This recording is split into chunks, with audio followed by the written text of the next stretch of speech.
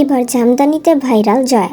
সম্প্রতি ভারতের মুম্বাইয়ে অনুষ্ঠিত হয়ে গেল ফিল্মফেয়ার ওটিটি অ্যাওয়ার্ডসের আসর। অনুষ্ঠানে আমন্ত্রিত ছিলেন বাংলাদেশের জয়া আহসান।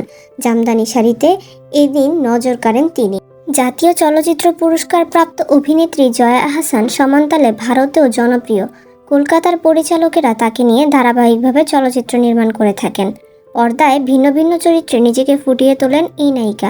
সাবলীল অঙ্গভঙ্গি আর অভিনয় দক্ষতায় বরাবরই সিনেমা প্রেমীদের হৃদয় ছুঁয়ে যান এই তারকা। সম্প্রতি মুম্বাইয়ে গেলেন ফিল্মফেয়ার ওটিটি অ্যাওয়ার্ডসের আসরে। মুম্বাইয়ে ফিল্মফেয়ার ওটিটি অ্যাওয়ার্ডসের এটি ছিল পঞ্চম আসর। আয়োজনে সিরিজ, সিনেমা ও ক্রিটিক্স এই 3 ক্যাটাগরিতে 39টি পুরস্কার পান তারকারা। বলিউড ও ঢালিউডের তারকাদের পাশাপাশি অনুষ্ঠানে ছিলেন বাংলাদেশের অভিনেত্রী Jaya Ahsan. Filmfare OTT awards 2024-এ তিনি পেয়েছেন বিশেষ পুরস্কারও। ফিল্মফেয়ার ওটিটি অ্যাওয়ার্ডসে এবারের আসরে জামদানি পরে হাজির হন জয়া আহসান। ব্যতিক্রমী এক নকশায় জামদানি গায়ে জড়িয়েছেন এই অভিনেত্রী। জামদানি পরিহিত জয়াকে গতকাল মঙ্গলবার আবিষ্কার করা হয় তার ফেসবুক পেজ থেকে। তিনি ডজন খানেক স্থির চিত্র পোস্ট করেন।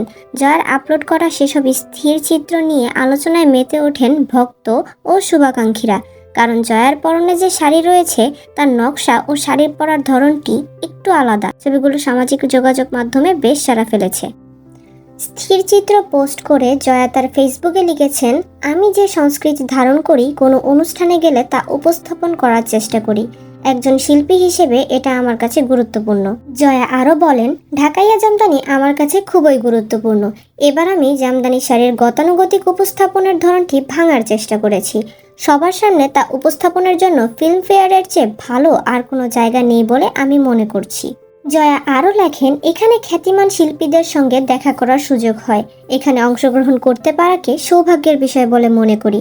ধন্যবাদ ফিল্মফেয়ার কর্তৃপক্ষকে। জয়া আরও জানান, ভিন্ন নকশায় তৈরি এই জামদানি শাড়ি তৈরি করতে প্রায় 6 মাস লেগেছে। ভক্তদের পাশাপাশি তারকাদের অনেকেই জয়ার এসব স্থির চিত্রে মন্তব্য করেছেন। কেউ নিজের ফেসবুক ওয়ালে তা শেয়ারও করেছেন। অভিনয় শিল্পী রুনা খান লিখেছেন, আহা কন্যা, কিভাবে যে বলি আমি তোমাকে কতটা ভালোবাসি। ইফতেখার মুনিন নামের একজন লিখেছেন, সত্যি অসাধারণ, দেশীয় ঐতিহ্যে এমন রাজসিক উপস্থাপনা দেখে মুগ্ধ হলাম।